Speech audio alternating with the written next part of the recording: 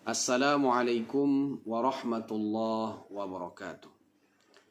Alhamdulillah wassalatu wassalamu ala Rasulillah wa ala alihi wa sahbihi wa mawala. Amma ba'd. Ikhwati fillah rahimakumullah.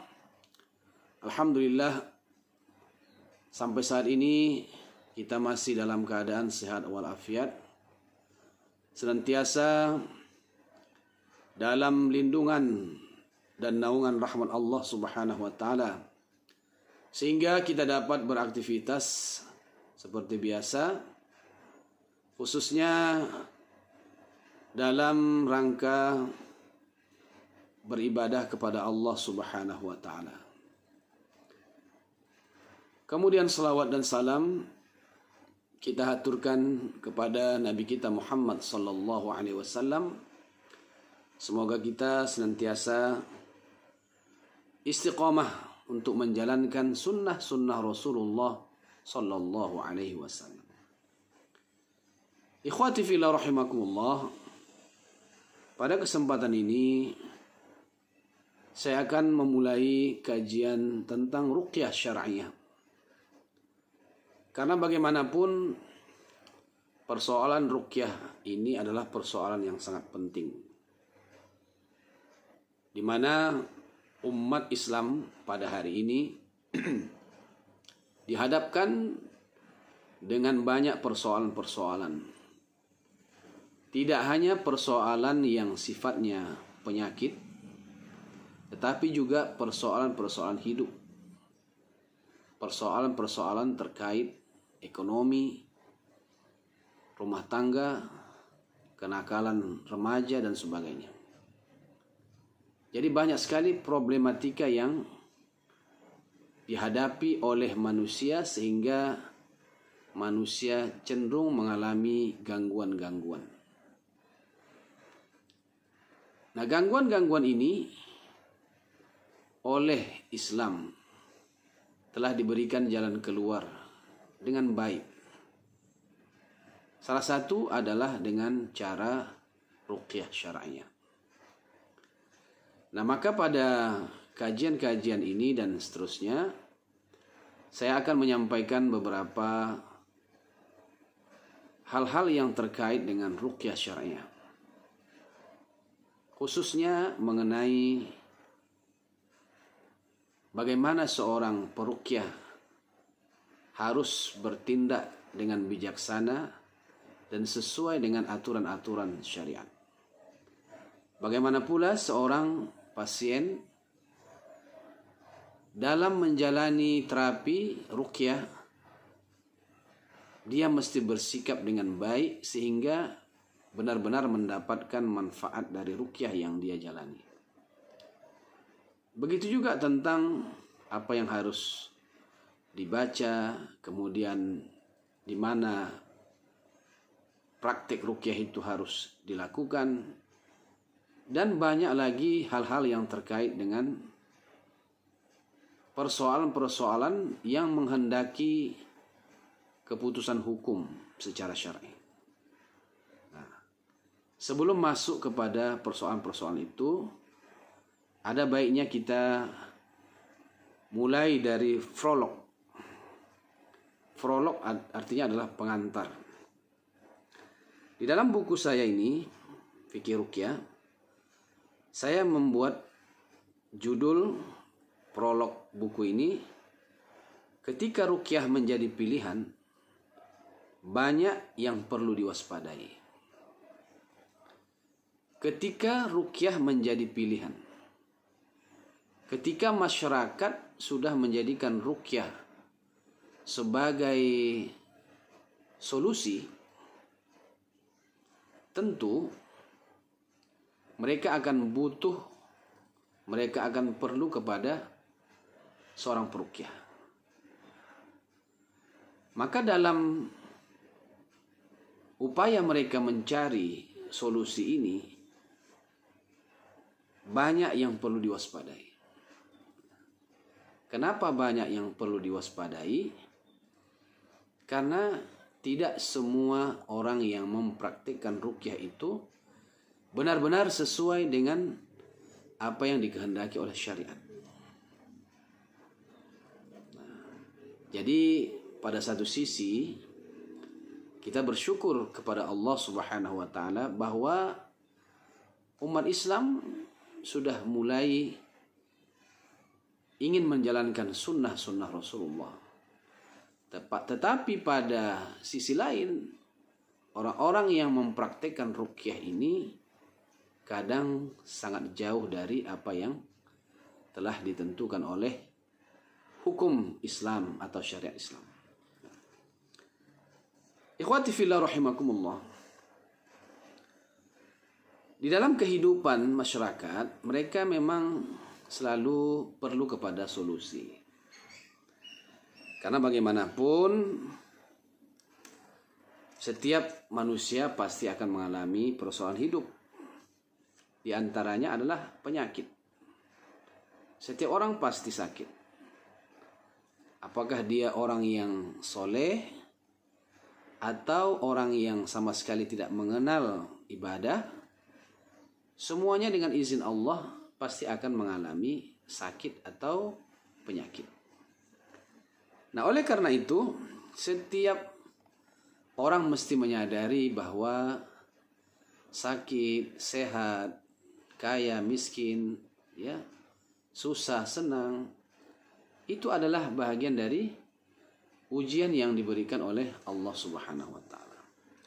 Di dalam surah Al-Anbiya ayat 35, Allah Subhanahu wa taala berfirman, "Kullu nafsin dha'iqatul maut." Setiap yang bernyawa pasti akan mati. "Wa nabluukum bisyarri wal khairi fitnah." Dan kami akan menguji kamu dengan kejahatan, dengan keburukan, dengan kebaikan, itu sebagai fitnah, sebagai ujian. Wa ilaina turja'un, dan kamu akan kembali juga kepada kami. Maka oleh karena itu, di dalam mencari solusi, ini juga terkadang kita menghadapi ujian. Tidak semua solusi yang kita harapkan itu benar-benar sesuai dengan yang kita inginkan.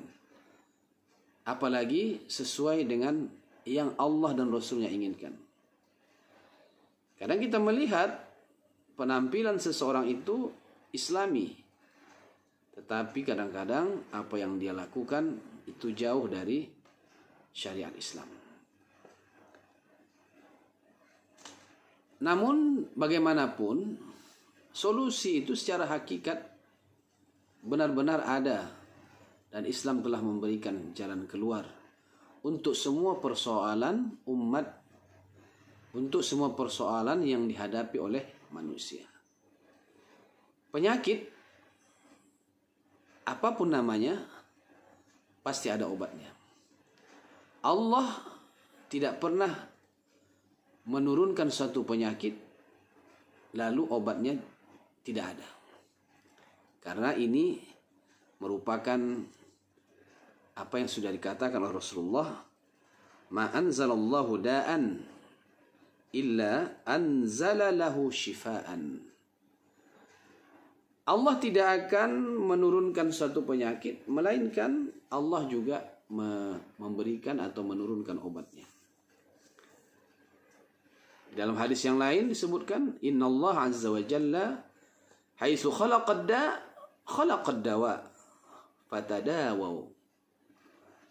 Sesungguhnya Allah 'azza wa jalla ketika dia menciptakan penyakit, dia juga menciptakan obatnya. Fatadawaw, maka berobatlah kalian. Ini merupakan pesan yang sangat menggembirakan kepada kita bahwa Rasulullah sallallahu alaihi wasallam memberikan kepada kita harapan. Dan bukan hanya sekedar harapan, tapi juga Rasulullah sallallahu alaihi wasallam memberikan cara yang real, cara yang betul-betul ada dan bukan hanya sekedar janji-janji, bukan hanya sekedar harapan-harapan. Maka di dalam kehidupan Rasulullah SAW pun kita melihat bagaimana beliau melakukan upaya-upaya ikhtiar untuk sehat, untuk selalu dalam keadaan fit. Dan ketika ada yang sakit atau ketika beliau sakit, beliau melakukan ikhtiar atau obat. Jadi apa yang dikatakan oleh Rasulullah bahwa setiap penyakit itu pasti ada obatnya, bukanlah hal yang hanya sebatas narasi, hanya sebatas ucapan-ucapan saja. Jadi ikhwati fillah rahimakumullah, inilah yang perlu kita sadari, bahwa apapun yang kita hadapi itu pasti ada solusinya.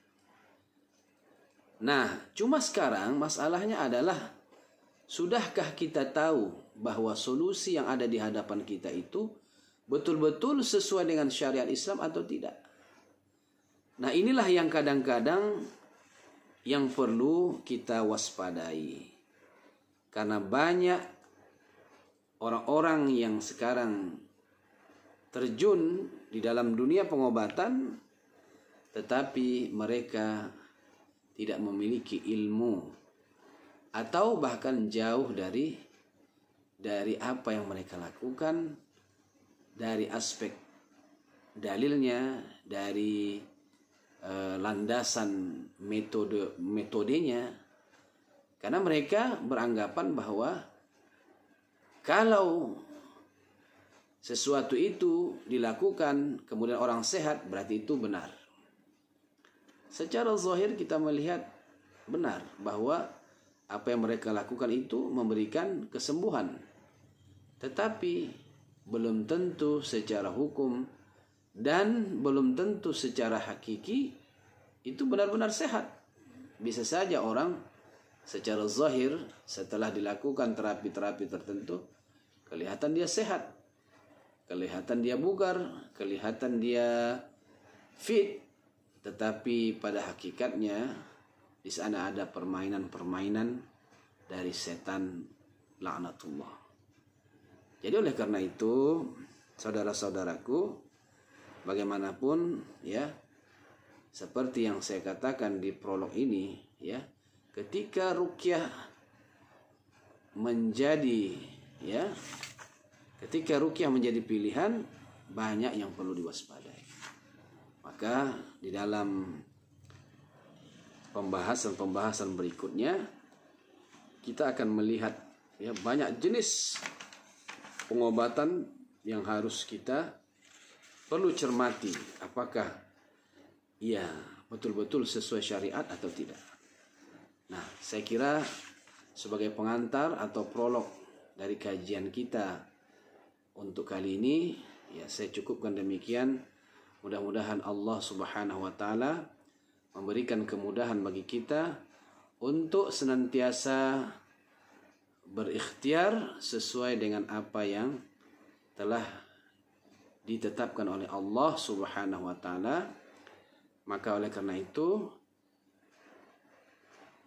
usaha-usaha atau media-media yang disediakan untuk pembelajaran agar kita paham terhadap Islam ini senantiasa dapat kita ikuti, seperti kajian-kajian yang kita sampaikan seperti ini. Mudah-mudahan sekali lagi Allah Subhanahu wa taala memberikan kita kesehatan, kesempatan untuk terus aktif mendalami ajaran-ajaran Islam, khususnya dalam hal ini terkait dengan pengobatan ruqyah syar'iyah. Demikian, wassalamualaikum warahmatullahi wabarakatuh.